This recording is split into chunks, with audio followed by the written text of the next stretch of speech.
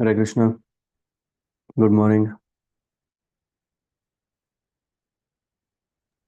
Krishna Prabhuji. Yeah. While others join, we can already begin prayer. Yep. I'll do the Mangala Charana and then we'll take it from here. Om Jnana-timirandhasya Jnananjana-salakaya Chakshurunmilitam Yena Tasmai Shri Gurave Namaha. Shri Chaitanya Manobhishtam Sthapitam Yena Bhutale Swayam Rupa Kadamahyam Tatati Svabhadantikam Vandeham Shri Guru Shri Yutapad Shri Gurun Vaishnavamscha Shri Rupam Sagrajatam Sahagana Raghunathan Vitam Tam Sajivam Sadbhedam Savadhutam Parijana Sahitam Krishna Chaitanya Devam Shri Radha Krishna Padan Sahagana Lalita Shri Vishaka Anvitamscha Namo Vishnu Padaya Krishna Prasthaya Bhutale Srimate Bhaktivedanta Swamini Namne Namaste Saraswati Deve Gauravani Pracharine Nirvishesha Shunyavadi Paschatya Desatarine Vancha Kalpatarabhyascha Kripa Sindhu Bevacha Patitanam Pavanebhyo Vaishnavebhyo Namo Namaha He Krishna Karuna Sindhu Dinabandhu Jagatpate Gopesha Gopika Kanta Radha Kanta Namostute तप्त कांचना गौरांगी राधे वृंदावनेश्वरी ऋषभानु सुते देवी प्रणमामि हरिप्रिये जय श्री कृष्ण चैतन्य प्रभु नित्यानंद श्री अद्वैत गदाधर श्रीवासादि गौर भक्तवृंद हरे Krishna Krishna Krishna Hare Hare Hare Ram Ram Ram Hare Hare Hare Krishna. So, we are in the fifth canto of Śrīmad-Bhāgavatam, chapter 3, to know the glorious appearance of Rsabhadev's appearance in the womb of Meru Devi. If you remember, last week we discussed about King Agnidra, um, who begot yeah, his children from whom? From Apsara. Yeah, and Purva Chitti, after the service that was given to her by Lord Brahma, she went to her Pitrulok, and then from there she was worshipping Lord Brahma. And in separation, King Agnidra also he left the world, and then he joined her in the Pitrulok that they can yeah, worship, serve together. But before that, he had yeah. mm, established the required the kings on the throne. That's doing he has left. So this is very important that a grahastha life is about begetting children. In the case of Maharaj Agnidra, he begot nine sons, and Nabhi is one of them.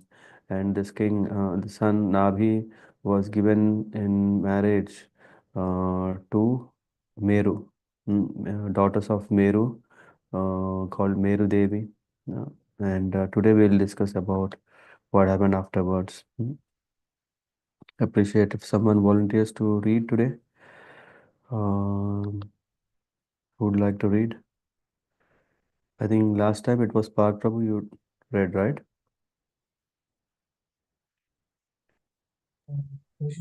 I think I read chapter 1, chapter 2 read by Pratikali Mataji read chapter. Mataji. Shruti Mataji read last time. Okay. Madhuri Mataji, would you like to read? Or whom did you say? Yeah, it was Shruti Mataji who read chapter 2. Yes. Yeah. Anyway, 3, whoever. Hare Krishna Prabhuji. Yeah, would you like to read chapter 2? Yes, of course, Prabhuji. Mm-hmm. Chapter 3, you said, right? Yeah, I'm opening that. Let me know if you all can see the text.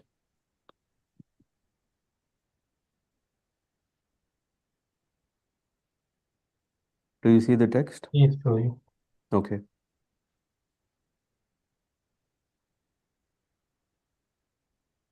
Yeah. Madhuri Mataji, Yes, Prabhuji, one can second. read.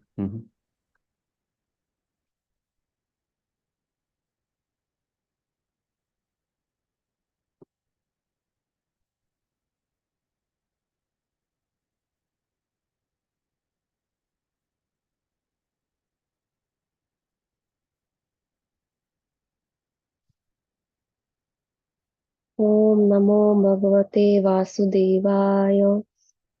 Om Namo Bhagavate Vasudevaya. Om Namo Bhagavate Vasudevaya. Sukdeva Goswami continued to speak. Maharaja Nabi, the son of Agnitra, wished to have sons, and therefore he attentively began to offer prayers and worship the Supreme Personality of Godhead, Lord Vishnu, the master and enjoyer of all sacrifices. Maharaja Nabhi's wife, Meru Devi, who had not given birth to any children at that time, also worshipped Lord Vishnu along with her husband. In the performance of a sacrifice, there are 7 transcendental means to obtain the mercy of the Supreme Personality of Godhead. First, by sacrificing valuable things or eatables. Second, by acting in terms of place. Third, by acting in terms of time. Fourth, by offering hymns. Fifth, by going through the priest. Sixth, by offering gifts to the priests. And 7, by observing the regulative principles. However, one cannot always obtain the Supreme Lord through this paraphernalia. Nonetheless, the Lord is affectionate to his devotee. Therefore, when Maharaja Nabhi, who was a devotee, worshipped and offered prayers to the Lord with great faith and devotion and with a pure, uncontaminated mind, superficially performing some yajna in the line of Pravargya, the kind Supreme Personality of Godhead, due to his affection for his devotees, appeared before King Nabhi in his unconquerable and captivating form with 4 hands. In this way, to fulfill the desire of his devotee, the Supreme Personality of Godhead manifested himself in his beautiful body before his devotee. This body pleases the mind and eyes of the devotees. Lord Vishnu appeared before King Nabhi with 4 arms. He was very bright, and he appeared to be the best of all the personalities. Around the lower portion of his body, he wore a yellow silken garment. On his chest, with the mark of Shrivatsa, which always displays beauty, he carried a corn shell lotus flower, disc and club, and he wore a garland of forest flowers and the Kaustubha gem. He was beautifully decorated with a helmet, earrings, bangles, belt, pearl necklace, armlets, ankle belts, and other bodily ornaments, bedecked with radiant jewels. Seeing the Lord present before them, King Nabhi and his priestess and associate felt just like poor people who have suddenly attained great riches. They received the Lord and respectfully bent their heads and offered him things in worship. The priests began to offer prayers to the Lord, saying, O most worshipable one, who are simply your servants. We are simply your servants. Although you are full in yourself, please, out of your causeless mercy, accept a little service from us, your eternal servants. We are not actually aware of your transcendental form, but we can simply offer our respectful obeisance again and again, as instructed by the Vedic literatures and authorized acharyas. Materialistic living entities are very much attracted to the modes of material nature, and therefore they are never perfect. But you are above the jurisdiction of all material conceptions. Your name, form, and qualities are all transcendental and beyond the conception of experimental knowledge. Indeed, who can conceive of you? In the material world, we can perceive only material names and qualities. We have no other power than to offer our respectful obeisance and prayers unto you, the transcendental person. The chanting of your auspicious transcendental qualities will wipe out the sins of all mankind. This is the most auspicious activity for us, and we can thus partially understand your supernatural position. O Supreme Lord, you are fully in every respect. You are certainly very satisfied when your devotees offer you prayers with faltering voices and in ecstasy bring you tulsi leaves, water, twigs bearing new leaves, and newly grown grass. This surely makes you satisfied. We have engaged in your worship with many things and have offered sacrifices unto you, but we think that there is no need for so many arrangements to please your lordship. All of life's goals and opulences are directly, self-sufficiently, unceasingly, and unlimitedly increasing in you and every moment. Indeed, you are unlimited enjoyment and blissful existence itself. As far as we are concerned, O Lord, we are always after material enjoyment. You do not need you do not need all these sacrificial arrangements, but they are meant for us so that we may be benedicted by your lordship. All these sacrifices are performed for our fruitive results, and they are not actually needed by you. O Lord of Lords, we are completely ignorant of the execution of dharma, artha, kama, and moksha, the process of liberation, because we do not actually know the goal of life. You have appeared personally before us like a person soliciting worship, but actually you are present here just so we can see you. You have come out of your abundant and causeless mercy in order to serve our purpose, our interest, and give us the benefit of your personal glory called aparvagya, liberation. You have come although you are not properly worshipped by us due to our ignorance. O most worshipable of all, you are the best of all the benefactors, and your appearance at saintly King Nabi's sacrificial arena is meant for our benediction. Because you have been seen by us, you have bestowed upon us the most valuable benediction. Dear Lord, all the great sages who are thoughtful and saintly persons incessantly recount your spiritual qualities. These sages have already burned up all the unlimited dirty things, and by the fire of knowledge strengthened their detachment from the material world. Thus they have attained your qualities and self-satisfied. Yet even for those who feel spiritual bliss in chanting your attributes, your personal presence is very rare. Dear Lord, we may not be able to remember your name, form, and qualities due to stumbling, hunger, falling down, yawning, or being in a miserable disease condition at the time of death when there is a high fever. We therefore pray unto you, O Lord, for you are very affectionate to your devotees. Please help us remember you and utter your holy names, attributes, and activities, which can dispel all the reactions of our sinful lives. Dear Lord, here is the great King Nabi, whose ultimate goal in life is to have a son like you.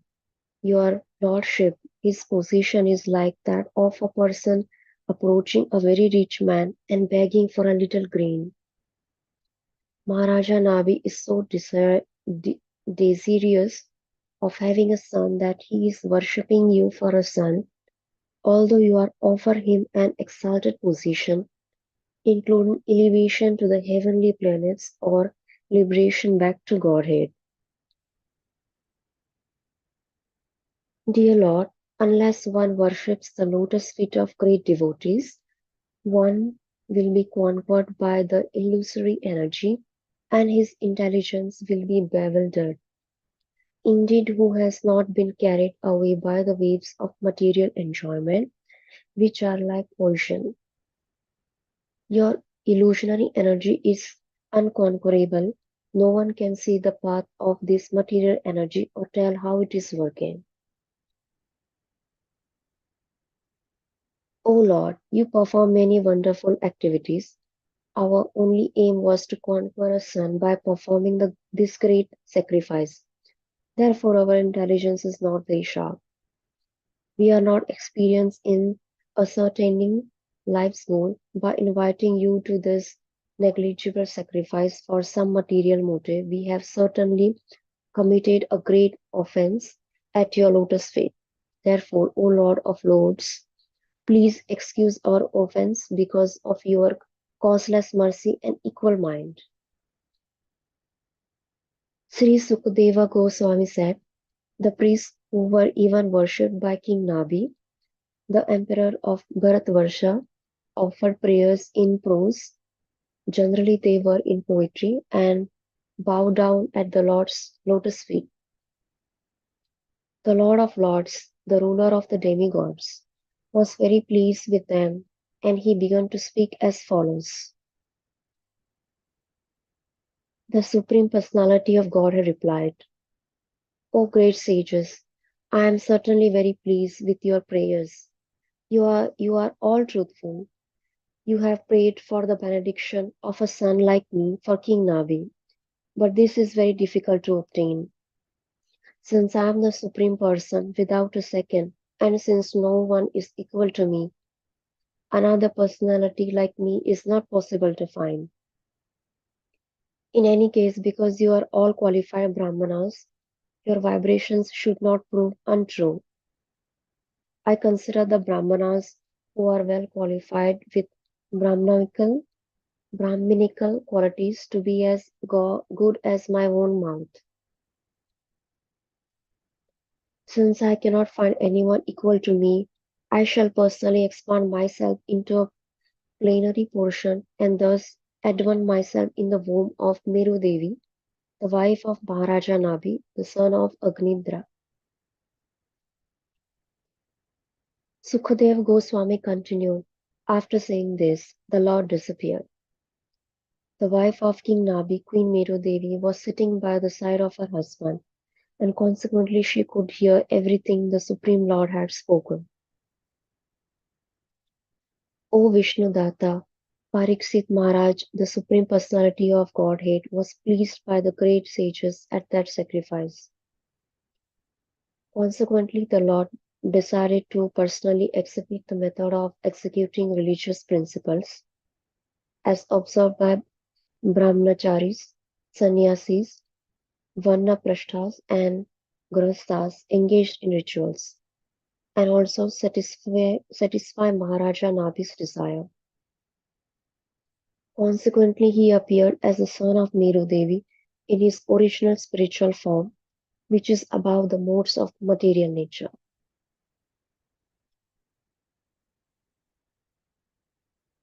Yeah, Hare Krishna. Please apologize sorry if anything went wrong or I mispronounced anything. Thank you.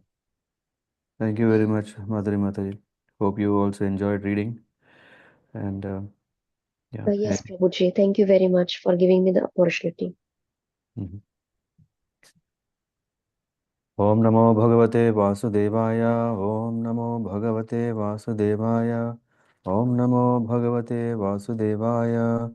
Narayana Namaskrithyam Naram Chaiva Narottamam Devim Saraswatim Vyasam Tato Jayamudhirayet Nishtaprayeshu Vadreshu Nityam Bhagavata Sevaya Bhagavata Uttama Shloke Bhaktir Bhavati Naishtiki Krishnaya Vasudevaya Devakinandanaya Cha Nanda Gopakumaraya Govindaya Namo Namaha. Hare Krishna, Krishna Krishna, Hare Hare, Hare Rama, Rama Rama, Hare Hare. So this chapter is very nice. Why? Because this teaches us so many principles of how to engage properly in devotion or how to engage in rightful religion. So Sukadev Goswami is continuing to narrate how that from Agnidra, his son Navi, um, later he got married to Meru Devi, and then afterwards uh, how they desire to have a son like the Lord, and what happened in this context. So here we see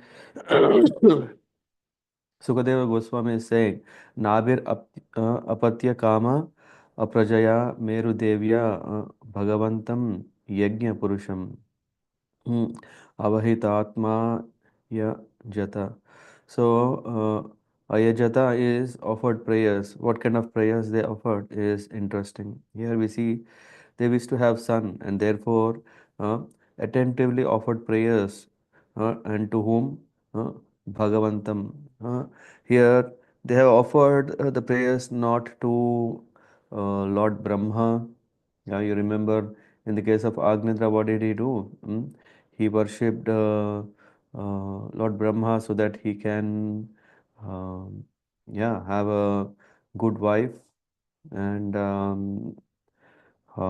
we can see in the case of Maharaj Nabi, that's not the case. He offered prayers, and Maharaj Nabi's wife, who had not given birth to any other children at that time, also worshipped Lord Vishnu along with her husband.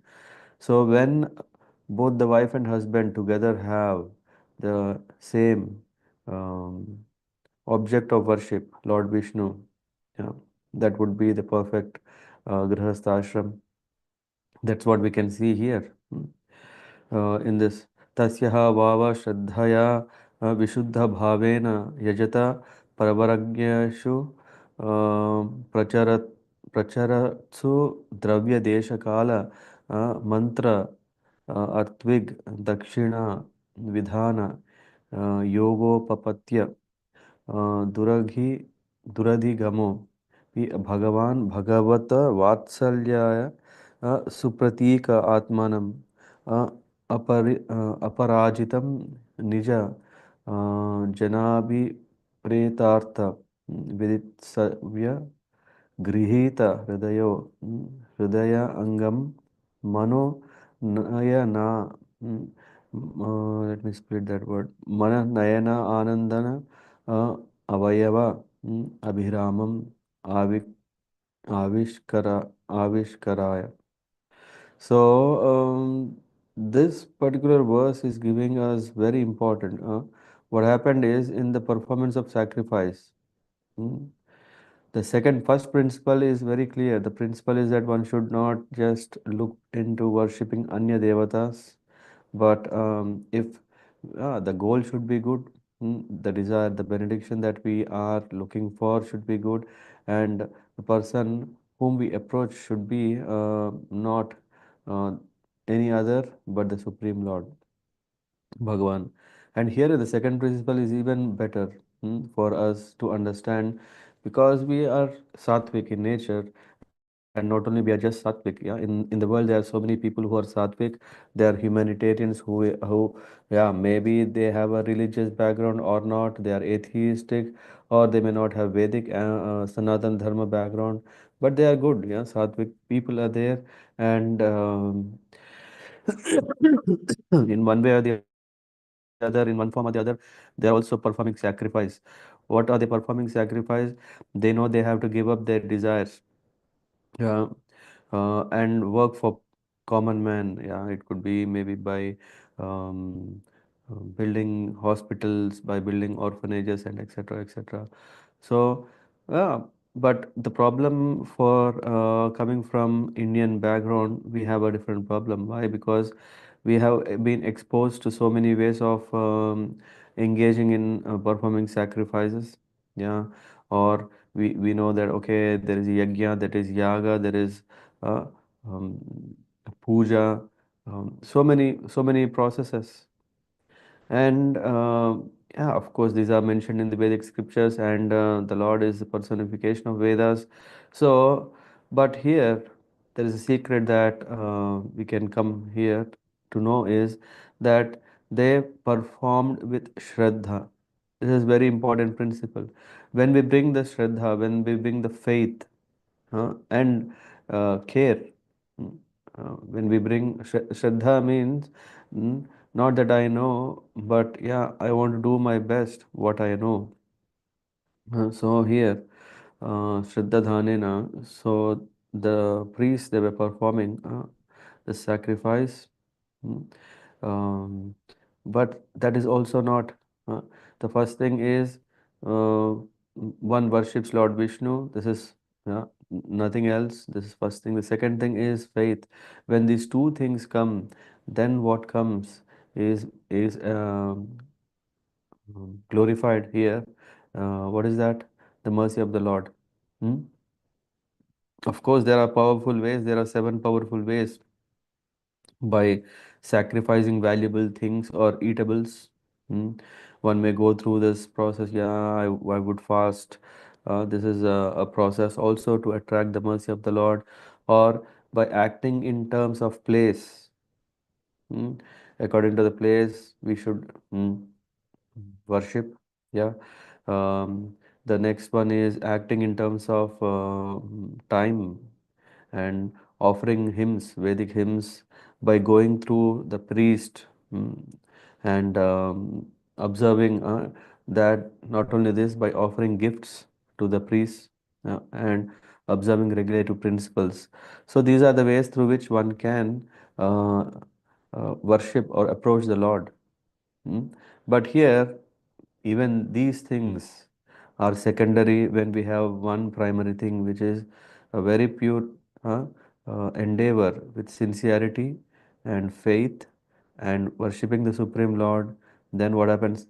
Nonetheless, the Lord is affectionate to his devotee. So if one becomes a devotee, Shravanam, Kirtanam, Vishnu Smaranam are the processes through which one can become a devotee.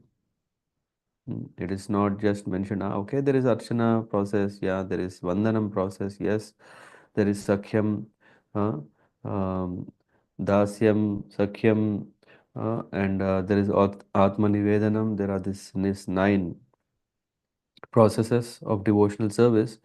Yeah, and when we bring faith, Shraddha, with faith, one can attain the mercy of the Lord. So one may, even if one is inclined, if one is a Brahmana, one is a very um, uh, sincere in his endeavor, with all Shraddha, he is worshipping Lord Vishnu. When he is worshipping, then he is becoming, he is a devotee. When he is a devotee, then what happens? Here is, nonetheless, the Lord is affectionate to his devotees. Therefore, when Maharaj Nabi, who was a great devotee, worshipped and offered prayers to the Lord with great faith and devotion and with a pure, uncontaminated mind, superficially performing some yajna in the line of Parvaga, um, um, the kind Supreme Person of Godhead, due to his affection for his devotees, appeared before King Nabi in his unconquerable and captivating form with 4 hands. In this regard, in the purport, Prabhupada is mentioning the importance of there is that Bhagavata Vatsalya. mm. It is not Bhagavata Vatsalya means it's not the affection of the Lord. It is Bhagavata Vatsalya means the affection of the Lord unto the Bhagavatas or devotees. So, yeah, I'm just looking where was that. Hmm.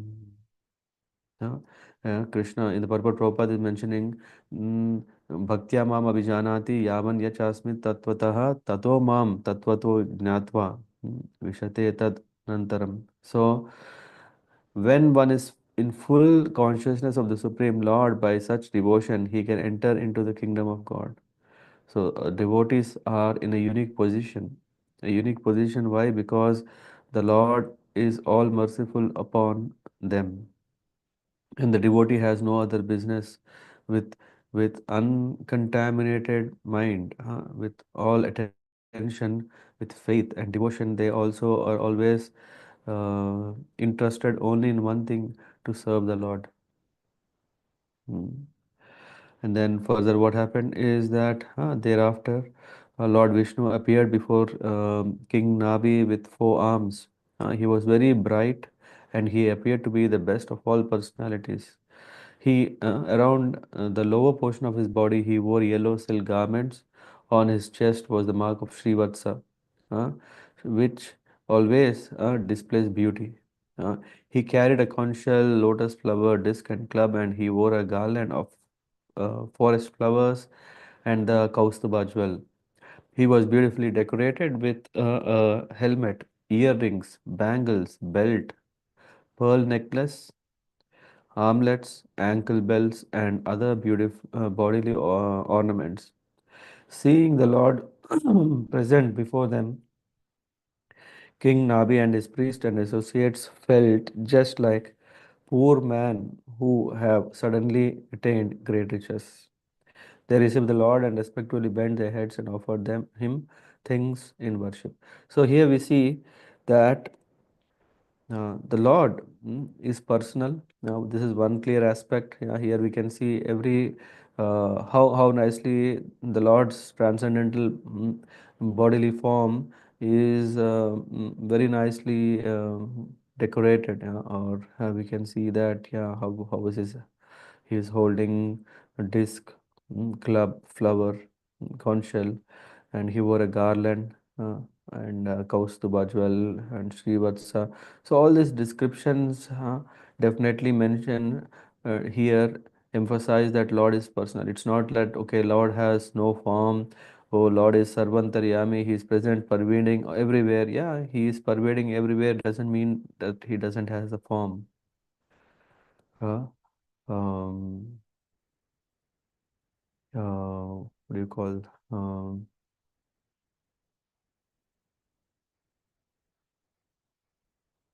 yeah, there is also a very nice attribute that one addresses Lord Shiva. Um, Ambaradharam. I forgot the. So that also doesn't mean that okay, he is not having a form, but yeah, Digambara. Yeah, this is what. Digambara doesn't mean that Lord Shiva is not wearing any garments. Yeah, that's why he's called Digambara. Digambara means Dik means directions. Ambara in all pervading in all directions. He is present. That's what it means. So sometimes when we come across these, it's very nice when we hear from the right sources to appreciate the glories of the Lord.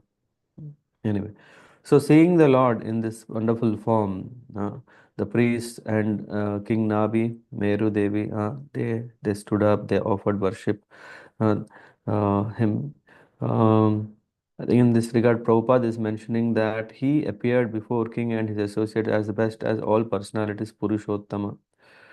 So Purushottama, this means that it's very that Purusha Vishesham. Uh, Vishesham, who is none other than the top of all living beings, who is Purushottama, who is the Lord. Um, and he appeared before the king and his associates as Purushottam. It is stated in Shvetaswara Upanishad or Katha Upanishad, Nityo Nityanam Chetasanas Chetananam Eko Bahunam Vidadati Kaman. The Supreme Person of Godhead is also a living being, but he is a Supreme Being. Uh, and Krishna is mentioning in 7:7 Matta Parataram Nanyat Kinchid Asti Dhananjaya. So I pervade everywhere, and everything is um, uh, yeah linked. Sutre Manigana Hiva. Just like how necklace we see all the pearls are strung together, and I am the one behind everything. That everything is maintained. No one is more attractive or more authoritative than Lord Krishna. That is one of the differences between God and ordinary being. So, after seeing the Supreme Lord, one ceases to be attracted by anything material. The one, one then remains steady in his worship of the Supreme Person of Godhead. After this, the prayers that the Ritvija or Ritviks, yeah, Ritviks are the Brahmanas who engage in yagas. Uh, so, through the processes, I mean, there are agamas, there are other ways of how one can serve the Lord. So, the Ritvijas, they are saying, they offered their prayers. He said, "Oh, most worshipable one, we are simply your servants. Although you are full in yourself, please, out of your causeless mercy, accept a little service from us. So usually when, yeah, maybe back of our mind, when the Lord appears, what do we want to do is that we want to beg some nice benedictions, so that may Lord please take me from this world this lifetime. I don't want to see next lifetime. Yeah, I want to just go back to the spiritual world where there is always only happiness, bliss. So let me, please take me away. The desire is always to take service. But here we can see the Ritvijas, please, they say, okay, please engage us in your service. And this is already a spirit of a devotee. Devotees, we are not actually aware of your transcendental form, but we can simply offer our respectful obeisances again and again as instructed by Vedic literatures and authorized acharyas. Materialistic living entities are very much attracted to the modes of nature. Hmm. So in the purport, Prabhupada is giving this whole explanation about, yeah, the Lord has a personal form. Otherwise, how can one render service to the Lord? Even the impersonal Shankaracharya says, Narayana Parovyatat, Narayana, the supreme personality of God, is beyond the material conception. We cannot concoct form and attributes of the Lord. We must simply accept the description given in the Vedic literature about the Lord's form and activities. Brahma Samhita, we can see Chintamani Prakarata, Madhukalpa Vriksha, Lakshavritesh Surabhir, Abhipalayantam, Lakshmi Sahasra Satasambraham Sevyamanam, Govindam Adi Purusham Tamaham Bhajami. Means I worship Govinda, the primeval Lord, the first progenitor, who is tending the cows, yielding all desires in all abodes, built with spiritual gems and surrounded by millions of purpose trees. He is always served with great reverence and affection by hundreds and thousands of goddesses of fortune. There is also. So we have to follow, when it's mentioned authorized acharyas, who are there? Lord Brahma, Narada Muni. Ata Sri Krishna Namadi na Bhaved Grahyam Indriyai. We cannot conceive the name, form, and qualities of Sri Krishna through our material senses. As confirmed in Bhagavad Gita, Bhaktya Mam Abhijanati Yavan Yat Chasmi Tattvataha. So one can understand the Supreme Lord only through what? Bhaktyam Abhijanati. Only through bhakti, only through devotional service. There is no other way. Prabhupada writes, we have to hear from the authorities and from the Shastras and consider the Supreme Lord in terms of their statements. We cannot imagine or concoct forms and attributes of the Lord. I think in Islam it is an offense. Just imagine the Lord has this form. I think even Sanatan Dharma is also saying, yeah, we don't have to create our own versions of the Lord. It doesn't fit. What is our capacity? No. There is enough information at least to get a very dint um, darshan of the Lord. The Lord is even more beautiful than what the priests are saying, and this is what they say: we can't glorify you, we can't, because our capacity cannot appreciate the greatness of your transcendental form. But with that, whatever they have seen, that can be our basis. And now we come to the third principle. The first principle is to worship Lord Vishnu. The second principle is faith and devotion, rather all the seven processes. Of course, they also have a role to play. Uh, Kala, Mana, Patra. So, and through acharyas, one goes. But to attract the mercy of the Lord, it is the heartful devotion.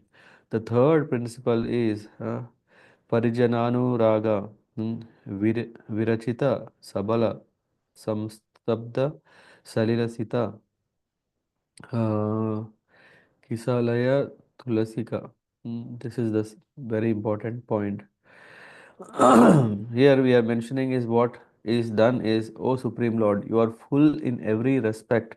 You are certainly very satisfied when your devotees offer you prayers with faltering voices, and in ecstasy bring you tulsi leaves, water, twigs, bearing new leaves, and newly grown grass. This surely makes you satisfied. The third, it is, yes, yeah, it is nice that we have heard that we should render service. What kind of service? What kind of service can one offer? Here we can see the Lord is very happily, easily pleased by devotion with faith. What is that we offer? Patram, Pushpam, Phalam, Toyam. Here we see Tulsi. Hmm? Tulisika, Durva Ankurai, with the newly grown grass. Also, uh, we see grass is seen as, yeah, not so special, right? Here we can see that one does not need great wealth, education, or opulence to satisfy. If one is fully absorbed in love and ecstasy, he need offer only a flower and a little water. The Supreme Lord hmm, can be pleased only by devotional service. Therefore, it is said here that the Lord is surely satisfied by devotion and nothing else. So it is that what we should bring is the devotion, and when the devotion is there, of course we want to give everything, wealth we want to give that. If we have education, we want to use whatever we have learned, viveka, intelligence, everything will be used in the service of the Lord. Mm. Quoting Gautamiya Tantra, in the Hari Bhakti Vilas, it is said, Tulasi dala matrena jalasya chulukena va vikrinite swam atmanam bhaktebhyo bhaktavatsala. How Krishna can be attracted? He's a bhaktavatsala. Shri Krishna, who is very affectionate toward his devotees, sells himself to a devotee who offers merely a tulsi leaf and a palm full of water. That's why we see so many Hindu, especially Matajis, they keep asking, can we have a tulsi plant at home? Can we have tulsi plant at home? Huh? Can we have tulsi leaves so that we can engage in this? Yeah. Literally almost every home in India has a tulsi in the backyard, or if there is no backyard, they have a tulsi leaf, yeah, just at the entrance. If you are in apartment lifestyle, I have seen where my friends, yeah, their home, in front of the main door, they leave little space. They put this, I don't know what is this, a pillar on which they can, or a pot on which they can have tulsi, and they do very devotedly worshipping tulsi. Why? Because Krishna is pleased. Hmm? The Supreme Lord is causelessly merciful upon his devotees, so much so that even the poorest of men can offer him a little water and a flower in devotion and thus please him. This is due to his affectionate dealing with his devotees. So, and then of course, Tulsi has a great significance in offering or in worshipping Lord Vishnu. So we should also be careful. Tulsi Maharani also wants to serve Vishnu. It's not that okay, Tulsi, yeah, it's so nice. It has all the herbal values. Yeah, if you just search in internet, mm, uh, this herb can have so many values. So let's pluck the leaves and then start using it, make all kinds of teas, and then know the purpose. Yeah, you may, of course, because she is mm, affectionate mother, she would definitely help. There is no question about it if one takes shelter of her. But the purpose, her only purpose is to serve Lord Vishnu. So that is the third. Yeah. So mm, it is that first of all we should know whom to worship. The second is with faith and devotion. The third one is how do we offer service is as simple as even with heart, offering tulsi. We have engaged in your worship with many things and have offered sacrifice unto you, but we think that there is no need for so many arrangement to please you, Lordship. This is clearly that sages are saying all this paraphernalia that we have used and then we have done all this, yeah, because who will take to such a simple process? People usually know, okay, there is a role of yajnas. Yeah, after all, yeah, we think that by with this, the Lord is very easily pleased. Now, here the priests are themselves saying the Lord is more pleased by the devotion. Uh, but we think that there is no need for so many arrangement to please your Lordship. So Rupa Goswami says that if one is offered varied foods but have no appetite, the offering has no value. In a big sacrificial ceremony, there may be many things accumulated to satisfy the Lord, but if there is no devotion, attachment, or love for Lord, the arrangement is useless. The Lord is complete in Himself and He doesn't need anything from us. However, if we offer Him a little water, a flower, and tulsi leaf, He will accept them. So the priests, they were regretful, thinking that they were not on the path of devotional service and that their sacrifice was not pleasing the Lord. So in fact, the sacrifice that was performed, yeah, we may see that the Lord appeared. Yeah, the Lord in fact appeared for King Nabi to bless him a son. Of course, sometimes this is what happens in Vrindavan. We may see, hey, okay, the bhav is all about what doing nice, heartful kirtan that touches the Lord, that touches the devotees. Remaining everything is okay. We see the DT department is there, which are very nicely dressing, where the Lord are offering, making bhogas, cooking, and all. In all these things, the most important thing is the bhava. We should sell ourselves. When we have the spirit of selling ourselves for the pleasure of the Lord, what is selling ourselves means? Just imagine, yeah, you have a big uh, business. The in business, whatever you are earning, that you are using for the service of the Lord, that is what is selling. But now I'm not so rich, I don't have so much. What to do? We see that how can I engage myself in the service of the Lord, whether it is cooking, whether it is singing, whether it is, yeah, cleaning the temple, mm, in so many ways. And in all these ways, what are we doing? We are offering ourselves. Lord, this is what I have. Let me give myself. I want to sell whatever I have to you to please you. I mean, when I'm saying selling means it's not like selling to someone, making money and then giving to the Lord. No, we are from our goal and aim is to attain, to please the Lord. So the priests were regretful, thinking this, that, oh, all these yajnas, yagas we have been doing, but what important principle is that the Lord is not pleased all with this, but if He will definitely be pleased by our sincere devotion. And all of life's goal and opulences are directly, self-sufficiently, unceasingly, and unlimitedly increasing in you at every moment. Indeed, you are unlimited enjoyment and blissful existence itself. As far as we are concerned, O Lord, we are always after material enjoyment. You do not need all these sacrificial arrangements, but they are meant for us so that we may be benedicted by your Lordship. All these sacrifices are performed for our fruitive results and they are not actually needed by you. Sometimes now we see that, okay, let me offer a nice house. Yeah. In fact, this is what is happening in the case of grihastha, sorry, in the case of griha pravesha. What are we doing? We are offering the Lord, saying, hey, okay, this house I have built, I have bought, or whatever, and I'm giving it to you, Lord. Yeah, this is the purpose of griha pravesha. The pravesha is not that we are entering the house. It is that, Lord, please enter the house. This is your house, and then we want to be your servants. But what is happening is all the sacrifices are performed for our future. Also, all these praveshas or something else, vivaha, or all these things, we see this as kind of maybe a purification process through which we can have a fruitive, uh, happy home or happy life. Indeed, you are unlimited enjoyment and blissful existence itself. So the Lord is Sachit Anand. He doesn't need, he doesn't need anything else. Lord doesn't need anything material.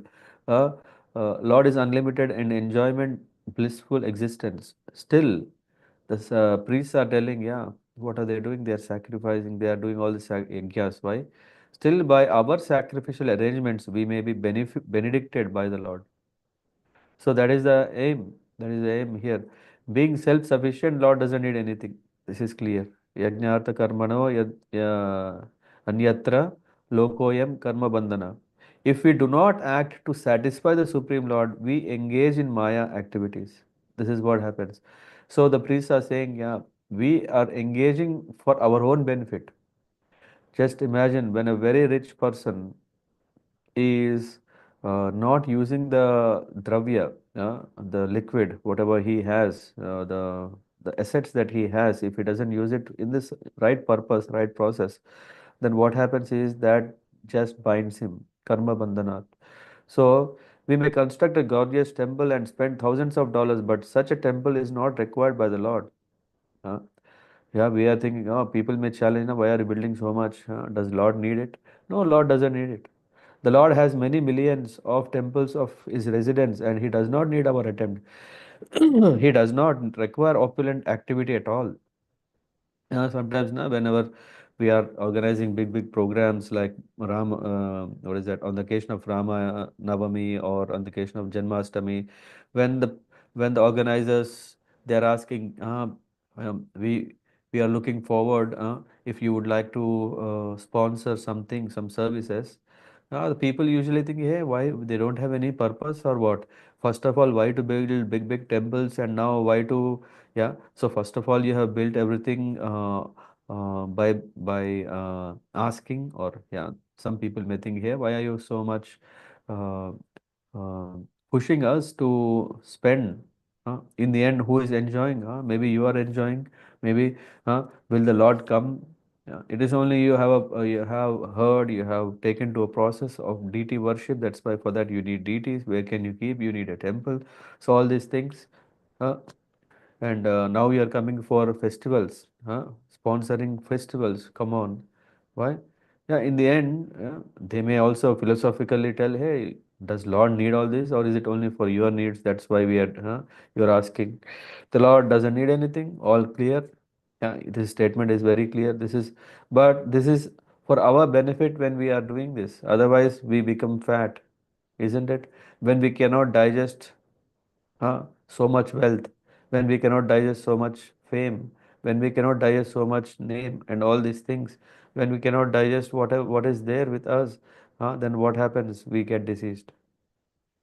Uh, so rather to be a healthy person, how to be a healthy person? Oh no no, I want. When we are talking about a healthy, it doesn't mean that okay, free from all material desires. uh, Physical material. Yeah, healthy person is one who is free from what is that?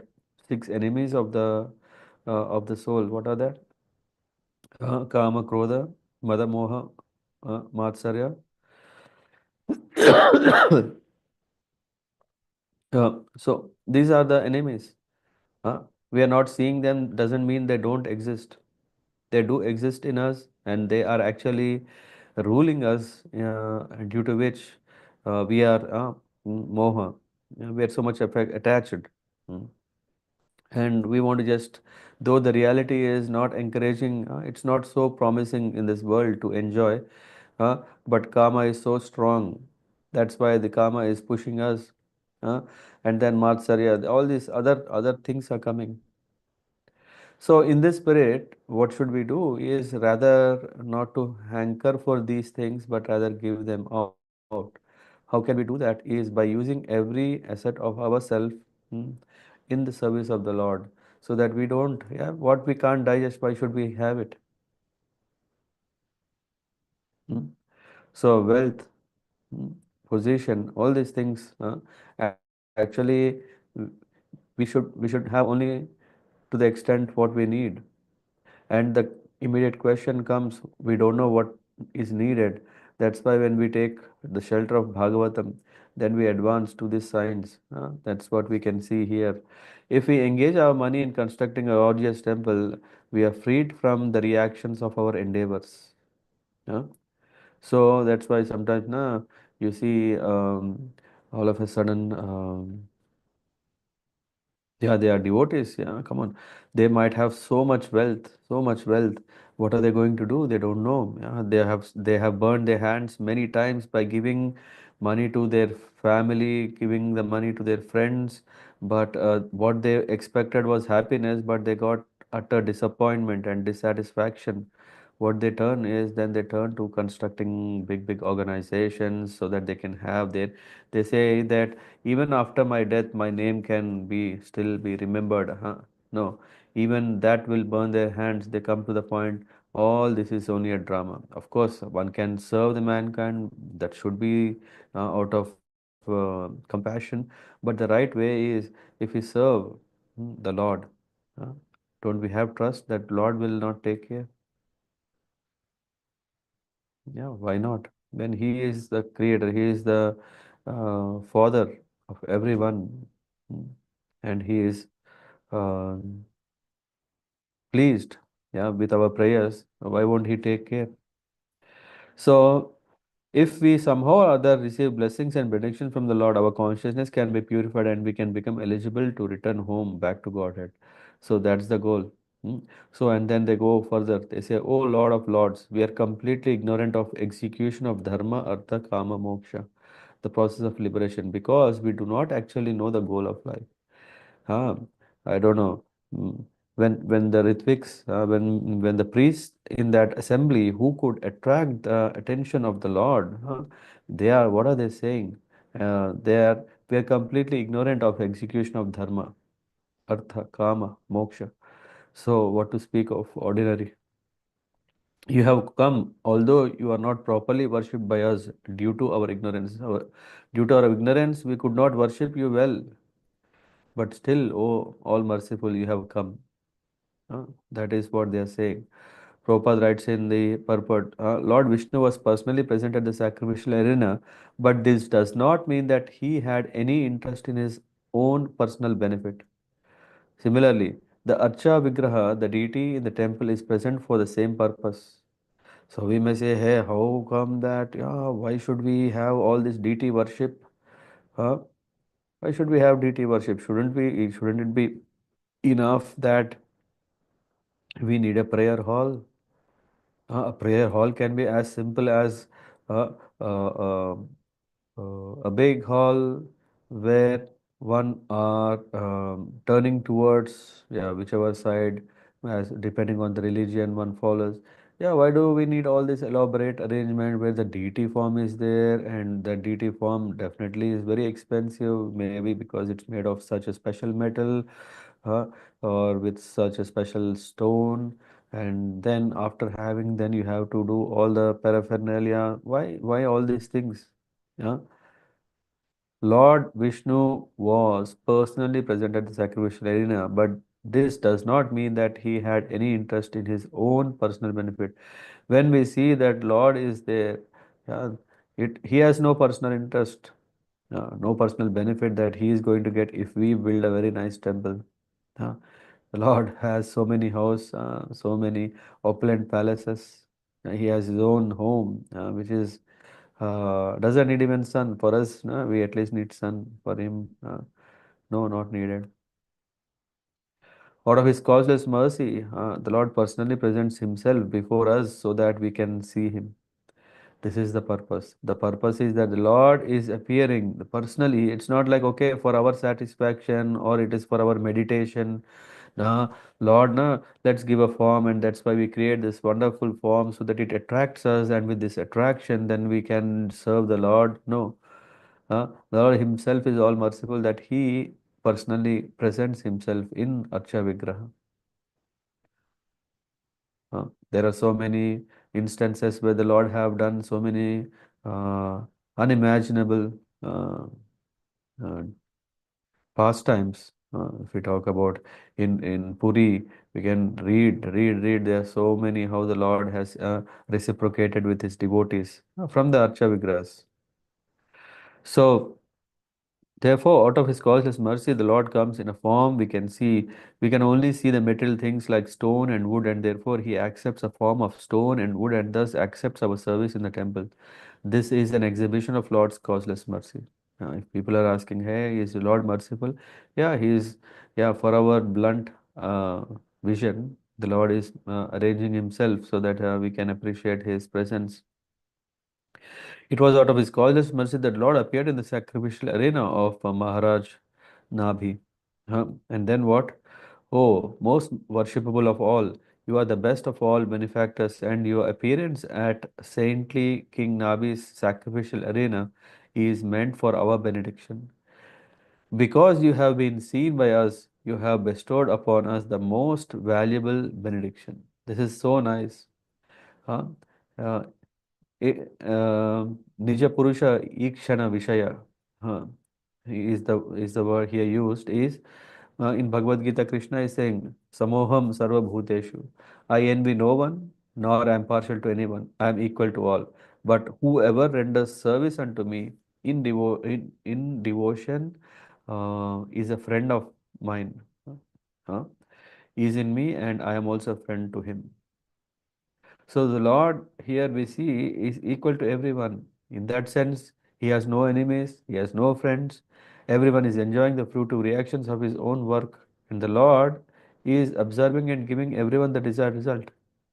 It is not that, okay, because I worked and I am qualified, I am eligible, and mm, everything is because of my effort. No, the Lord has to still grant here. The results are in the hands of the Lord. However, just as the devotee are always anxious to see the Lord satisfied in every way, similarly, the Lord is very anxious to present Himself before His devotee.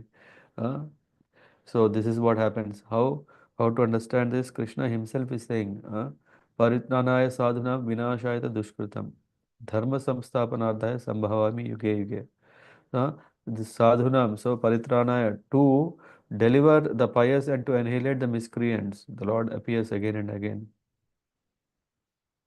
So here we can see a two-way. That's why Lord is not just in a form where He is just. Sometimes we may see some movies or some where we see the Lord is just sitting in one place, or sleeping in one place, and then maybe everyone are just offering prayers. No, it's a very nice reciprocation that the Lord Himself appeared here.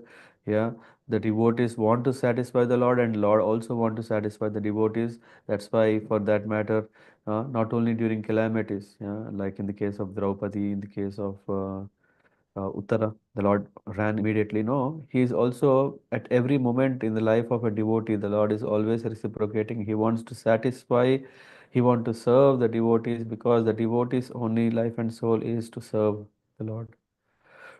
So, Asanga Nishita Jnananala Vidhuta Seya.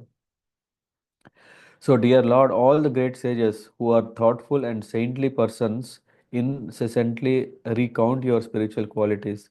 These sages have already burnt up all the unlimited dirty things. So the sage, the priests there, they are telling about the great sages.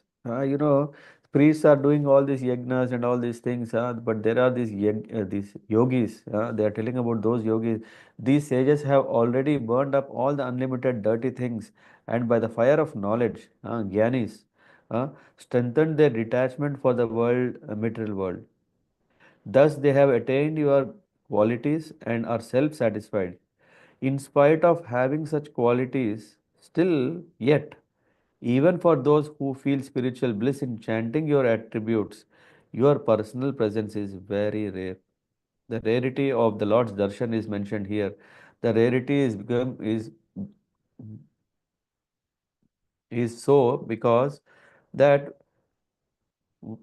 when we take a piece of a white cloth, when we say it's a white cloth, definitely it should not have anything other than white.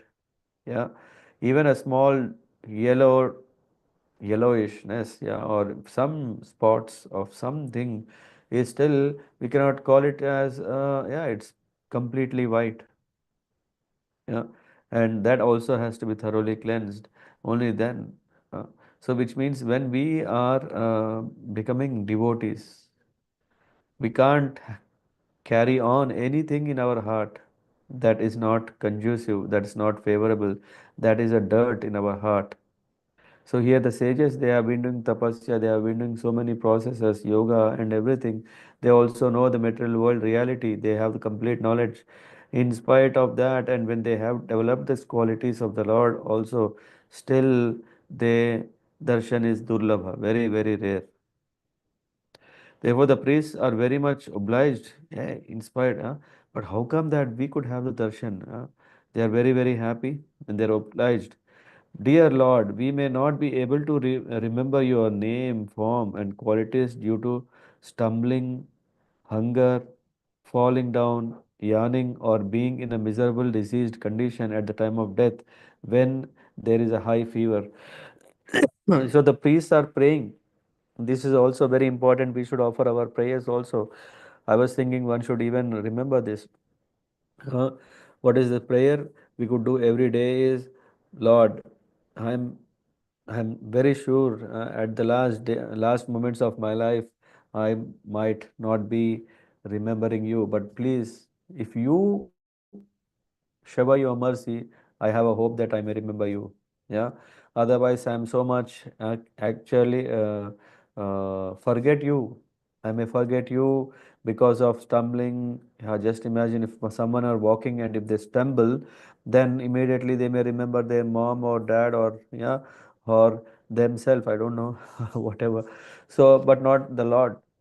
Or if one is hungry, is eager to satisfy his hunger. Let me eat first, let me get strength, then we do something bhakti or bhajan, that is secondary.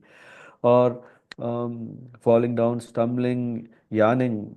Yeah, at the time of yawning, we want to just go next moment to sleep, yawning. And miserable diseased condition, forget about it. Even if you have a small inconvenience to our physical or mental state of comfort, we get disturbed.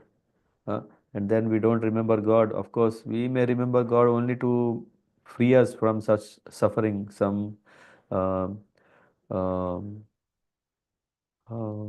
tapatrayam, yeah. These three miserable conditions caused. Let's, hey Lord, please take care. Yeah. So that is our situation. So what should we pray? Pray like the sages, the priests. What are they praying? My Lord, please. Yeah, I may not remember you, but please help me to remember you. So it is only through the strength of the Lord that one can remember Him at the time of death. The priests are praying the Lord to help remember Him, utter His holy names, attributes, and activities. Why? Why? Which can dispel all the reactions of our sinful lives. If at all, even if our desire is to go back to Godhead in this lifetime, that's only possible by the mercy of the Lord. Anyway, when it is mercy of the Lord, when He showers, then it's success. No, we can pray to the Lord that is of our interest. Uh, the real success in life is Ante Narayana Smriti, remembering the holy name. Uh, I don't know. Maybe there is more about this. Yeah, when the body, when the person is dead and when the body is taken to the graveyard, what is said? There is always this Ram Nam Sati hai. This name of the Lord is what is uttered loudly, loudly, loudly, so that the soul, if the soul is around this body, uh, he gets this essence. Yes, the name of the Lord is the only shelter. Let me take to the name of the Lord. Yeah, Lord, Lord, and that is the purpose. It is not to show the greatness of one's Lord, or it's not that it's because it's in the scriptures. No, no. The purpose is that may the soul take up to the serious business of escaping from this struggle. Therefore, we should pray to the Lord to be able to remember His lotus feet without fail at the time of death when we are in such precarious condition. In this regard, there is also in Śrīmad-Bhāgavatam other references that are provided. Maybe you can refer to the purport, but that can be a very nice cue to our prayers. My dear Lord, here is the great King Nabi, whose ultimate goal in life is to have a son like you. Your Lordship, his position is like that of a person approaching a very rich man and begging for a little grain. So the priests feel embarrassed, like what are we asking? When the Lord Himself is appearing, we are asking for a son. Maharaj Nabi is so desirous of having a son that he is worshipping you for a son. Although you can offer him any exalted position, including elevation to heaven, heavenly planets, or liberation back to Godhead. All these things are possible, but he is asking for a son. The Lord could offer him promotion to heavenly planets or Vaikuntha. Uh, Sri Chaitanya Mahaprabhu has taught us how to approach the Supreme Lord. Na dhanam na janam na sundarim kavitam va jagadisha kamaye mama janmani janmanishware bhavadat bhaktir ahaituki tvai. I don't have ahaituki. That is, I don't have any other interest. Birth after birth, I want to always remember you. That is prayer. He did not want to ask the Supreme Lord for anything material. Material opulences means riches, nice family, good wife, and many followers, but an intelligent devotee doesn't ask the Supreme Lord for anything material. His only prayer is Mama Janmani Janmanishware, not Germany. My nose is blocked, but it is Janmani, life after life. Bhavatat Bhaktir Ahaitu Kitva. I don't want any kind of contaminated devotion also. I want pure devotion that I can render.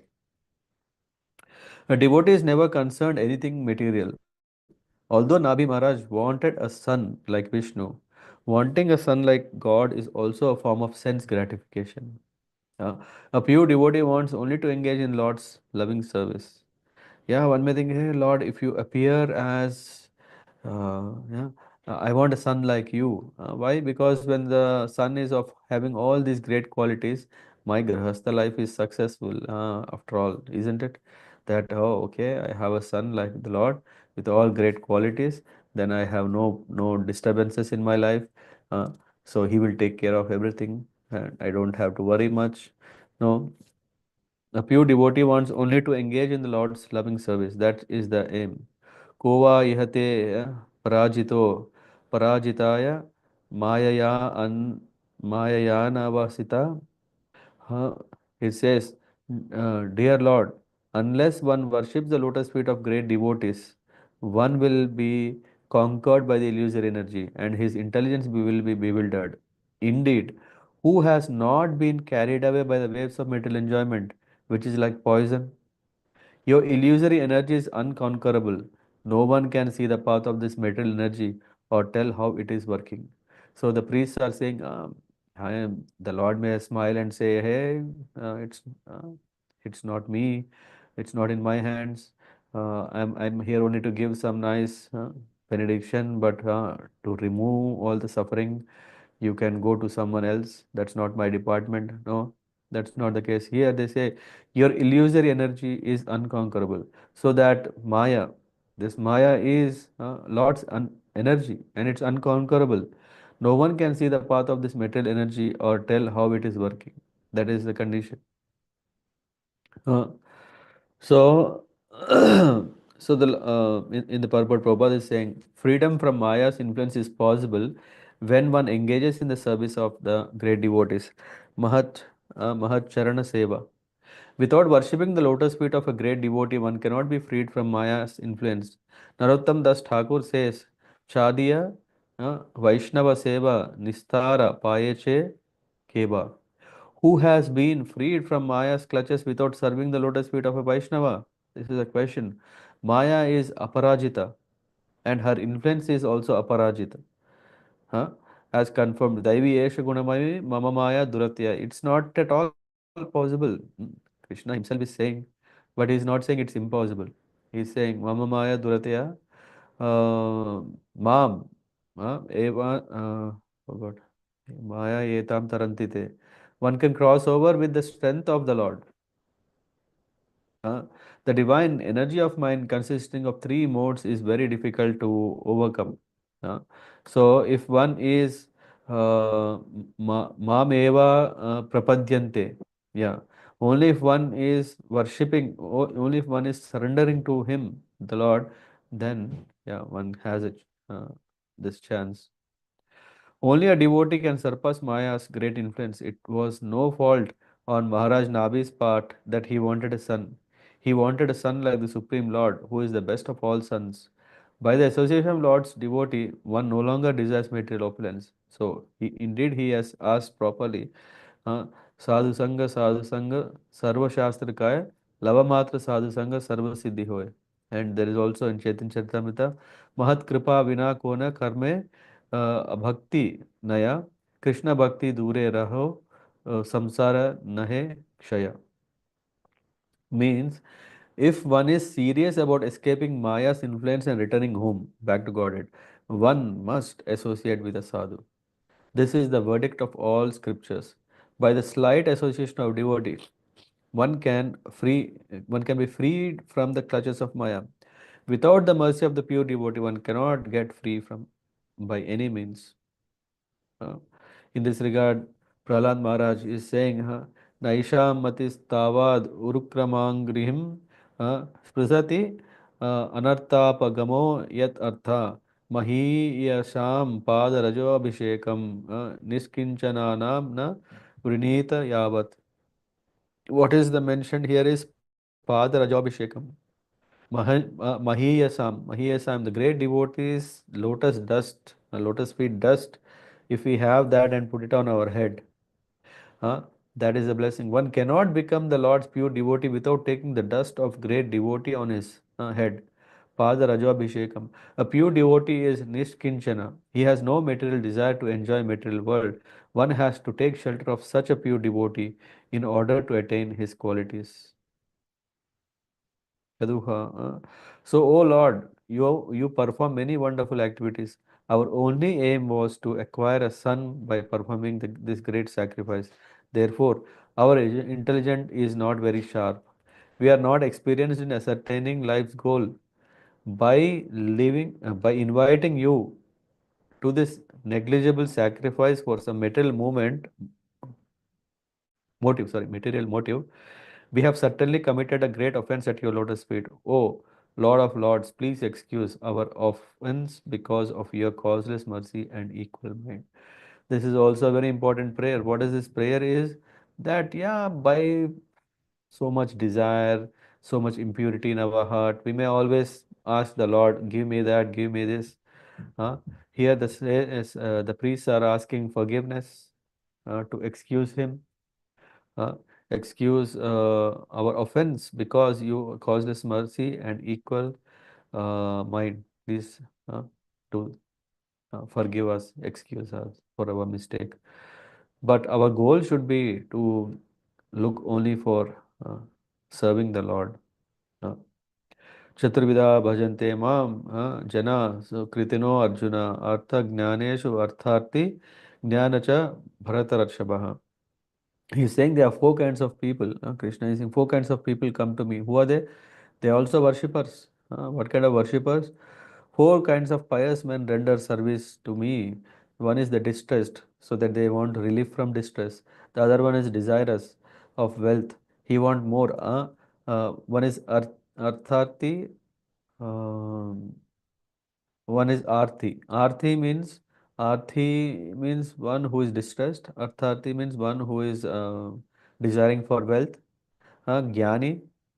The third one is the inquisitive. Yeah, he want to know more. That's why he is worshipping. So that Lord, give me knowledge, give me power, that I can hold this knowledge in me. And then the one is, and he who is searching for knowledge of absolute. So Sukritino, one who is fruitive worker. So in that way, everyone is behind. Uh, Initiation into bhakti begins when one is in a distressed condition, or he wants more money, or when one is inquisitive to understand the absolute truth. Nonetheless, people who approach the Lord in this way are not actually devotees. They are accepted as pious due to their inquisitive inquiring about the supreme truth. Not knowing the various activities. Give me 1 second. Oh, yeah. 6. Be ready. Okay. Okay, give me 1 second. Mhm. So the priests at the sacrifice know very well the distinction between the karma and bhakti. And because they consider themselves under the influence of karma, through to activity, they beg the Lord's pardon. They know that the Lord had been invited to come for some paltry reason, for begetting, for blessing a son. Sri Sukadev Goswami said the priests who were even worshipped by King Nabi offered prayers in prose and bowed down.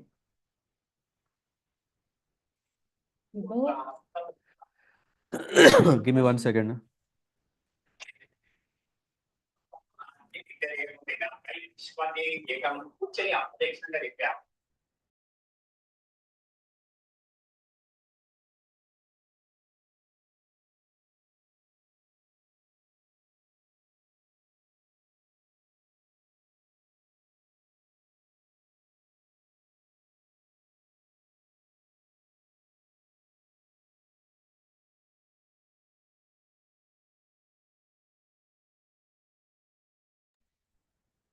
Okay.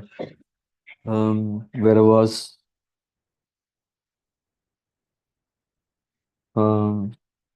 Yeah, so the priests who were even worshipped by King Nabi offered prayers in prose. Generally, they were in poetry, but they offered in prose.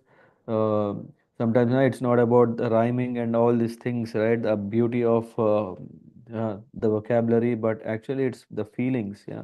So for that matter, one need not be a qualified scholar to offer such prayers. Yeah. These prayers are offered genuinely from the heart, um, and in simple words, simple sentences, and that's the board and bowed down at the Lord's lotus feet. The Lord of Lords, the ruler of demigods, was very pleased with them. This is also a proof, and he began to speak as follows. Sri Bhagavan Vacha Aho Bataham Rishayo Bhavabdir Avitah Girbhir Varam Asulabham. What kind of prayer, what kind of benediction that you want is asulabham, not so easy. No? I am pleased, certainly I am pleased. Bata, he is saying, Bataham, I am pleased.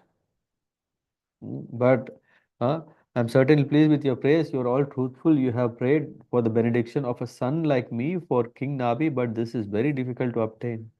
Why it is difficult to obtain? Eva Bhirupa Kaivalyad Athapi. Or did I miss a line? No. Yeah. Abhiyachito yad amusyatma jo maya sadriso bhuyad iti mamaham. So mamaham. You want you are praying for a son like me. That's not possible. Like me, it's not at all possible. Why? Eva bhirupam kaivalya athapi brahmavado na nusya bhavitum arhati. Mameva hi mukham yad dvijadeva kulam. Is the Lord is saying, since I am the Supreme Lord without a second, and since no one is equal to me, another person like me is not possible to find.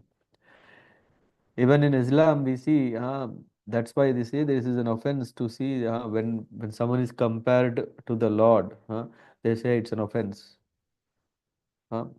Why? Because there is no one second to the Lord. Huh? In any case, because you are all qualified Brahmanas, your vibration should not prove untrue. I consider the Brahmanas who are well qualified with Brahmanical qualities to be as good as my own mouth. The position of Brahmanas is so high. That's why the Lord is saying, okay, the word here, avitata girbir, means those, so they whose spoken vibrations cannot be nullified. The Brahmanas are given a chance by the Shastric regulations to become almost as powerful as the Lord. Whatever a Brahmana speaks cannot be nullified or changed in any circumstance. That is the position. That is why, just like when Lord is giving a promise, then he keeps it at any cost. Similarly, when Brahmanas utter something, the Lord is ensuring or protecting his words so that he is not. Just imagine, Madhuri Mataji, you say something and then, yeah, you can't keep it. Then it's an insult. It's yeah, uh, people will laugh at you, isn't it? So, no. The Lord is giving protection because, yeah, you are qualified devotee or a Brahmana, and that's why the Lord is ensuring to protect us. This is the uniqueness here. According to Vedic injunctions, a Brahmana is the mouth of the Supreme Lord. Therefore, in all rituals, a Brahmana is offered food, Brahman Bhojan. Yeah, people are, I think in this chapter or somewhere we come across. So, all the yajnas we can see now, there is so much importance of charity to the Brahmanas. Not only charity to the Brahmanas are properly, thoroughly mm, feasted. Because when a Brahmana eats, it is considered that the Supreme Lord himself eats. So don't feel, what is this? See, sometimes we may see his body, he becomes so much obese, yeah, he's fully fat, yeah, and and see how much, yeah, he's still enjoying it. It is said that for Tipta, to please the Lord, yeah, that is the reason why the person is eating. Of course, that is the main understanding. Similarly, whatever a Brahmana speaks cannot be changed. It must act. The learned sages who were priests at Maharaj Nabi's sacrifice were not only Brahmanas but were so qualified that they were like devas, demigods, or God Himself. If this were not the case, however, could they invite Lord Vishnu to come to the sacrificial arena? No, they are very qualified. In this verse, the word Kaivalyat means the Lord that God has no competitor. Ah, Kaivalyat means has no competitor. There is only one God. Monotheism, what is it called? Mono Monism, yeah. So to understand that Lord, yeah, is unique. They are not everyone. Let's accept. Yeah, we we are a secular. We value everyone. So all religions have their places, which means all gods are different. No, but still are same. No, what is it called? Uh, सबका मालिक एक है. Huh? But what we do is we do the other way. We say सब मालिक एक है. That is our problem. We say, hey, every Malik is same. No, that is not the understanding. In this verse, Kaivalyat means that God has no competitor. There is only one God. In Shvetaswar Upanishad, it is said, Natat samasjavya cha drishyate. No one is found to be equal to him or greater than him. That is the definition of God. Tata Agnidre. So, in that way, anyway, since I cannot find anyone equal to me, I shall personally expand myself into a plenary portion and thus advent myself in the womb of Meru Devi, the wife of Maharaj Nabi, the son of Agnindra. So, in that way, this is an example of omnipotence of the Supreme Lord. So, the Lord Himself, yeah, people may say, hey, how can Lord can expand? How can He have incarnations? No, the Lord Himself is saying, incarnation from me is very well possible. Although He is one without a second, He expands Himself as Swamsha. I mean, there is a whole, I think in the end of chapter, yeah, in the end of this fifth canto, last chapter, there is whole description about Rsabhadev, a summary, not whole description, but understanding how the Lord expands. The Lord herein agreed to send his personal expansion as a son of Meru Devi, uh, the wife of Maharaj Navi, who is the son of Agnidra. The Ritvijas, uh, knew that God is one, yet they prayed for the Supreme Lord to become the son of Maharaj Nabi, to let the world know the absolute truth, that the Lord is one without a second. When He incarnates, He expands Himself in different potencies. Iti nishamayantya meru devya patim abhidanaya abhidanayantaradabdhe Bhagavan. After that, the Lord disappeared. The Lord disappeared. After saying this, the Lord disappeared. The wife of King Nabi was sitting by the side of her husband, and consequently, she could hear everything the Supreme Lord had spoken. According to the Vedic injunctions, one should perform sacrifice in the company of one's own wife. Sapatniko dharmam acharet. Religious rituals should be performed with one's wife. Therefore, Maharaj Nabi conducted his great sacrifice with his wife by his side.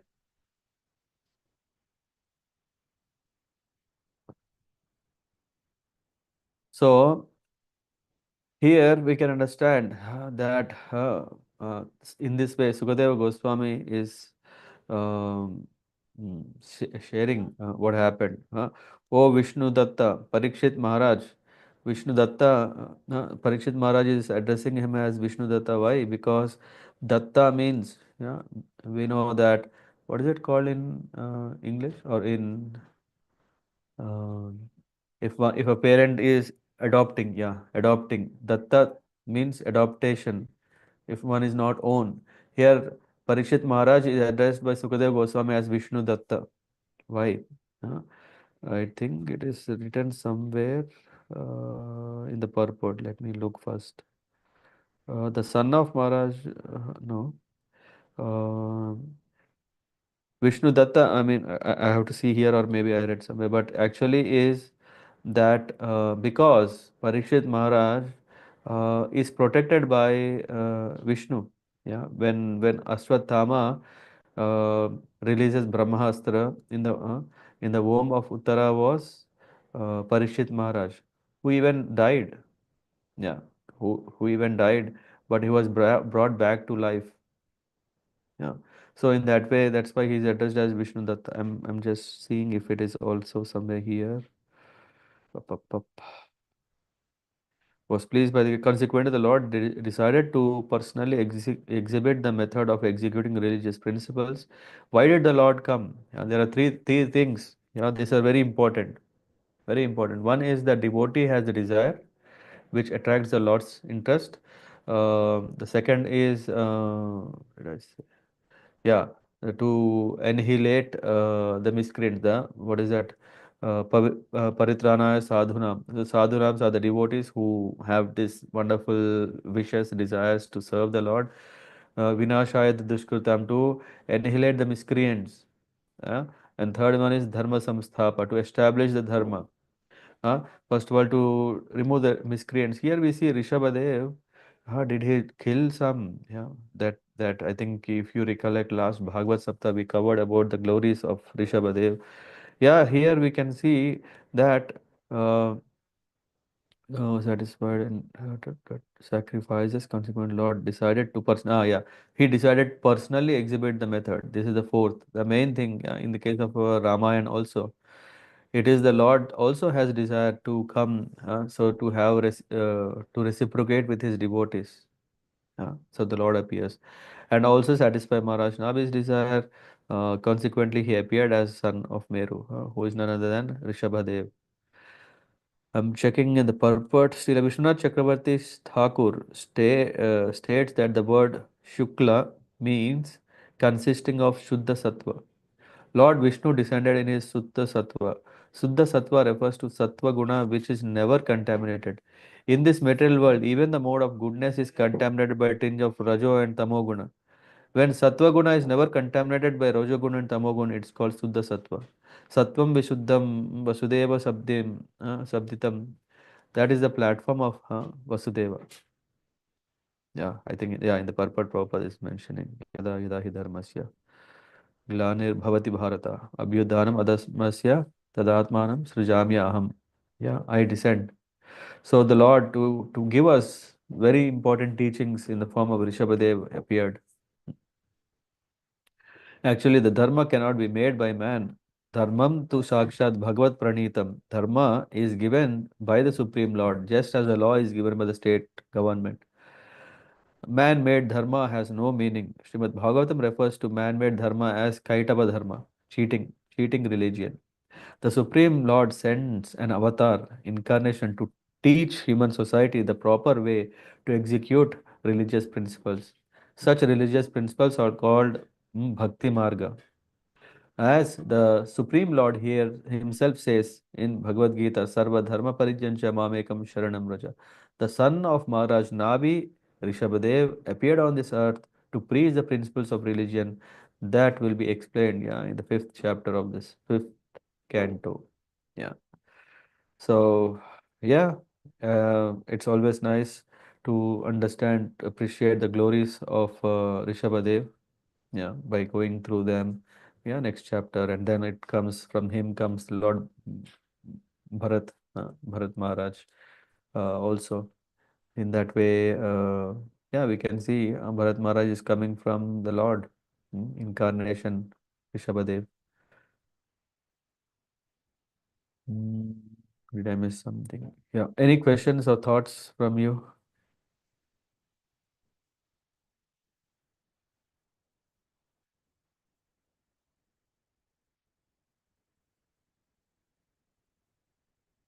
Hare Krishna. Parth Prabhu. Thank you, Prabhuji, for Rasa Prabhu. explaining this incarnation of Rishabdev. So, as you mentioned, like in last Bhagavad Sapta, we started from Rishabdev only, as he was an Avadhut, and then when he begotten the son as Bharat Maharaja. But we haven't been through this chapter before, how Rishabdev incarnated. Yeah. What is the greatness of him? Yeah, you're right. So if you see, in one way, we have covered most of the fifth canto. Yeah. After finishing this chapter, as you said, then we have covered the next chapters about Rishabhadev. Then we covered about Jadabharat. Yeah. Yes. So yeah. So in that way, I can see we have covered from fifth canto, chapter 1 to um, chapter 14. Yeah. So first 14 chapters are covered. Then there is description about Jambudvipa and Ilavrita Varsha, yeah, and Mount Meru, and about the glories of river Ganges. This part we have not covered. And then again, we have covered the remaining. No, no, no, no, sorry. That part is pending, which I definitely want to cover. What I think I may not cover is definitely about the Bhumandala and the vertical structure of the universe. Yeah, this is something more. Yeah, I would recommend to go more and hear from the experts who understand this whole astronomy and how everything is created. And yeah, so in that way, I would say there are 3 or 4 chapters pending in the fifth canto, and my plan was actually to cover all these things so that we enter into the sixth canto as part of this Bhagavad Sapta, where we are talking about Ajamilopakyan. I will cover the chapter number 26 definitely in fifth canto 26 or 28 if I'm not wrong, as part of Bhagavad Sapta. So in that way, yeah, we have covered. In still we are in a way we can say chronologically have covered, yeah, till fifth canto and enter into sixth one. Yes, Prabhuji. And Prabhuji, one more, this Meru Devi, wife of Maharaja Nabi, so is she herself is the Mount Meru, or She is a wife, daughter of Meru. Yeah, so okay, that's what daughter it's of written. Meru? So you're right, and he has daughters, and Meru Devi is eldest. Okay. Yeah. Hem Gauri Mataji. Yeah, Parth Prabhu done or Yes, Prabhuji. Thank you. yeah. Hare Krishna, Prabhuji. Thank you for the wonderful session. So I have one small question, Prabhuji. So in the last session, you mentioned Agidra prayed to Lord Brahma for the, and he got a beautiful wife and he enjoyed everything and he thought the rebirth.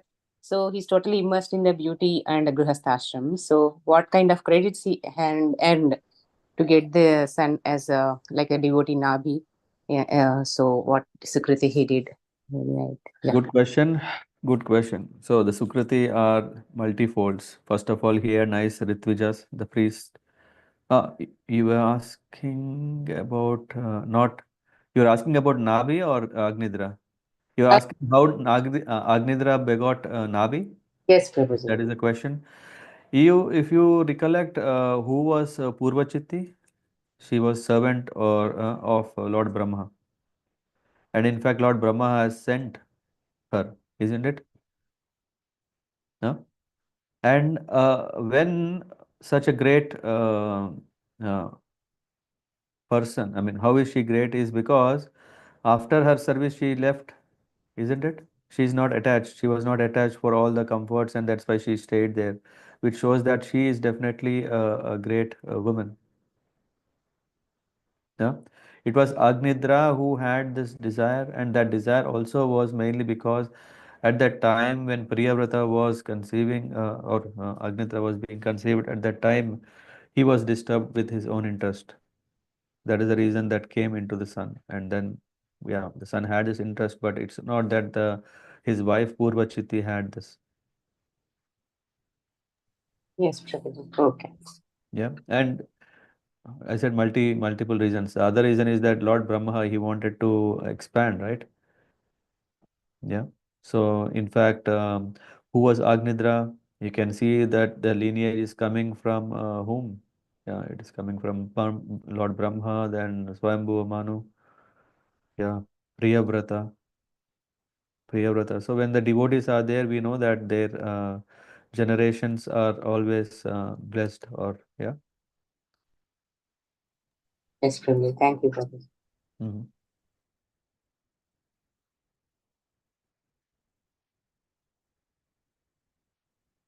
Yeah. Others? Adrasa Prabhu. Gaur Bhagwan Prabhu.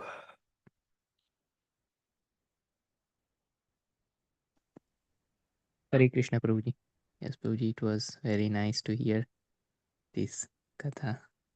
Yes, Prabhuji. In the last Prabhuji verse, it was written that Lord Rishabdev will show personally how sannyasi, brahmachari, vanprastha and gruvastha Mhm. life by performing the Yeah. ritual life. Yeah, So, he mentions about what is the purpose of human life. Yeah. So yeah, human life is meant for Brahma Saukyam. Yeah, I mean, just for us to know what are the teachings of Rishabhadev, instructions, yeah, teachings. I'll just read out. There is this from the Bhagavad Subodhini. How is the chapter uh, structured? The first part would be to know about the importance of human life, where it is said human life is meant for Brahma Saukyam. Yeah, we are looking only for our own Saukyam, yeah, Brahma Saukyam, which is possible by Mahat Seva, by offering Seva. I mean, there are wonderful shlokas, yeah. Nayam deho deha bhajam nirloke kastan kaman arhate with bhujam ye tapo divyam putraka yena satvam sudhyet yasmad brahma saukyam tva anantam. This is the importance. We should just not be interested in other things like kastan kaman arhate. It's like working hard. uh, Arhate with bhujam, which is available even for dogs or hogs that eat stool. So, and then there is further Mahat Seva is very important. Mahantaste Seva Sama Chitta Prashanta Vimanyavaha Suhrid Sadhavo Ye. Then it goes with ending the transmigration cycle. The goal is that the result of sense gratification and karma is perpetual transmigration. So inquire about Atma Tattva. Only bhakti can give liberation. And then the next part is cutting through the knot of illusion. Sense gratification is useless. Male female attraction creates a double knot. Slackening the knot of karma leads to liberation. Uh, So I don't know, in case you guys remember once when there was a disciple of Radha Govind Maharaj who came to, what is his name, Rajasundar Prabhu, I think he came. Was he? I think Rajasundar Prabhu. He was speaking Bhagavatam in Aachen. At that time, he was asking for two clips, and then when the two clips are brought, when the two clips are clipped together, so even if one clip is freed, the other is holding the other one. The other is freed. Only the way is both should be freed up. And then it goes further. Rishabhdevi's process to attain liberation is follow this process, but finally give up them and retain bhakti. So all these rules and regulations and all these processes are us to come to that platform. Once we come to that platform where we have developed spontaneous bhakti, the bhakti should be prioritized. Remaining other things, yeah. That's why we call Rishabhdev is Avadhuta in uh, uh, manifestation to how to we see that how he was living his life. He was not interested in anything and all these things, right? So one who comes to that level of yati, of avadhuta, then they are not in the jurisdictions of this material regulations or rules and regulations. Then goes further, obligation of a leader. If one cannot deliver his dependents from birth and death, one shouldn't take the position of a superior. The Lord and his devotee in one family. The Lord Rishabdev is transcendental. Serving his eldest son Bharat includes serving him. Then it said the Lord eats through the mouth of Brahmanas who are superior to all living entities and who have no material aspirations. So they respect all living entities and engage in bhakti. And final is the Lord Rishabdev renunciation as Avadhuta. Yeah. He enthrones, yeah, this is the last part of this chapter 28 to 35 are very important verses. He enthrones Bharat, leave home, and accepts Avadhuta life. What is Avadhuta life? Is Ajagara Vritti. He is not interested to maintain his body. If someone is giving, if he has to eat, he eats. And the behavior of cows and deers and crows. He did not display mystic siddhis, although they were available with him. I don't know who asked. I think Gaur Bhagwan Prabhu Yes, Prabhuji. Yeah. Yes, Prabhuji. That's how he led. Yeah. about his life demonstrated also. Yeah. And Prabhuji, this so Rishabdev is his plenary portion means Swamsha, or he's not Swamsha. like Kyavesh Swam. avatar, he is Lord himself, right? Good question. Let me quickly read out exactly what it is mentioned in the fifth, because 26, if I'm not wrong, let me go there. The description of hellish planets. Yeah. It's mentioned at the end of 40. Yeah, I'm reading that. No, not here. 1 second. Somewhere. Yes, the purport doesn't. Yeah, okay. I'm reading the last verse, 40th verse, 26th chapter purport. Below the purport, it is mentioned. There is a supplementary note written by His Divine Grace Bhakti Siddhanta Saraswati Goswami Maharaj Prabhupada in his Gaudiya Bhashya. What did he write? Its translation is as follows. Learned scholars who have full knowledge of all Vedic scriptures agree that the incarnations of the Supreme Personality of Godhead are innumerable. These incarnations are classified as Prabhava and Vaibhava. According to the scriptures, Prabhava incarnation are also classified into two divisions, those which are called eternal and those which are not vividly described. Yeah. In the fifth canto of Śrīmad-Bhāgavatam, chapter 3 through 6, there is a description of Rsabhadev, but there is not an expanded description of his spiritual activities. Therefore, he is considered to be belong to the second group of Prabhava. Yeah. So this Prabhava, in that Prabhava, there are two, right? So in that, he is considered second, means not vividly described. Yeah, incarnation. In Śrīmad-Bhāgavatam, first canto, chapter 3:13, it is said, Ashtame Meru Devyam Tu, yeah, where there is whole description of all the incarnations. Nabher Jata Urukrama Darshayan Vartma Dhiranam Sarvashrama Namaskritam.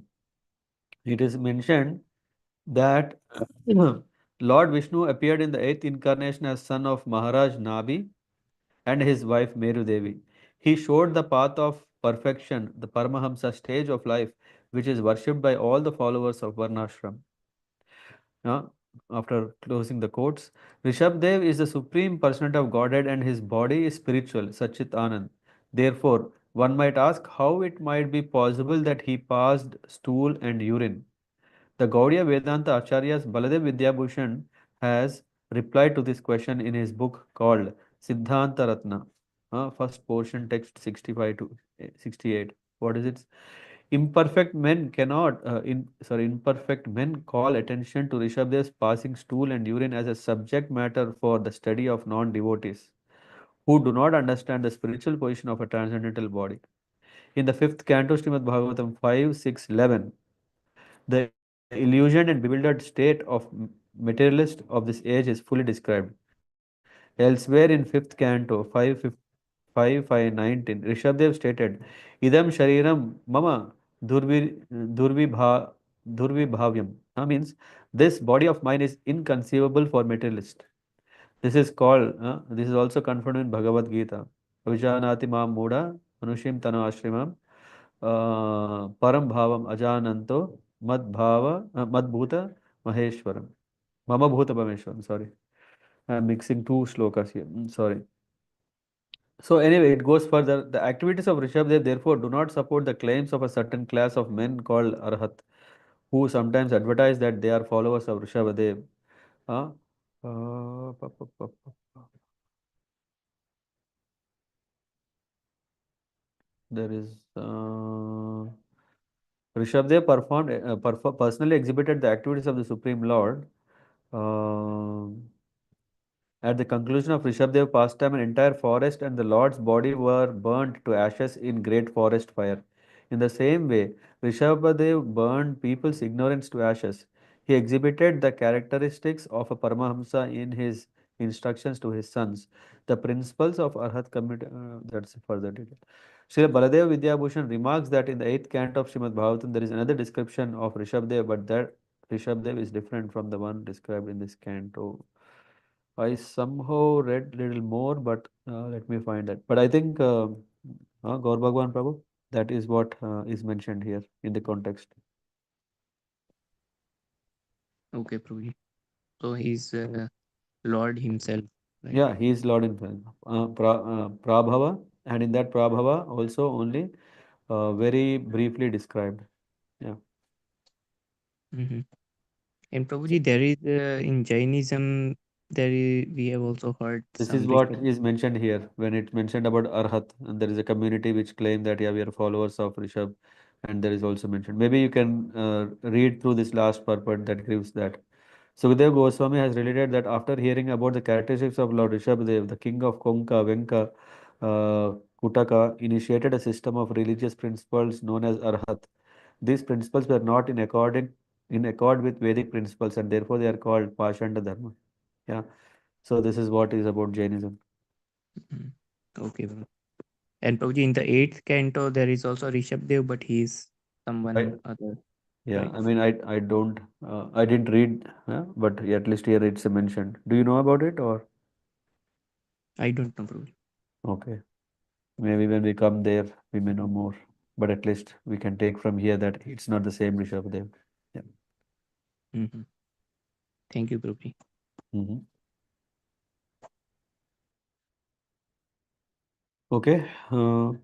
Then no more questions. Then we are done. Any announcements? I'm just thinking. Yeah. I see Parminder Mataji is here. Maybe we have to talk later, Mataji. Madhuri Mataji, anyway, you are leaving to India, but maybe I'll talk to Sachin Prabhu. Yeah, Parth Prabhu, Sachin Prabhu. Yeah, if they come together, I think there's also a nice opportunity to pick up some services. We'll talk about that later. Okay, then Vanchakalparabhyascha Kripa Sindhubhya Vacha Patitanam Pavanebhyo Vaishnavebhyo Namo Namaha Granth Śrīmad-Bhāgavatam ki jai, Śrīla Prabhupada ki jai, Anta Koti Vaishnava Vrinda ki jai. Hare Krishna. Hare Krishna Hare Prabhuji. Krishna. Krishna Prabhuji. Hare Krishna. Hare Krishna Hare Prabhuji. Krishna. Hare Krishna. Hare Krishna.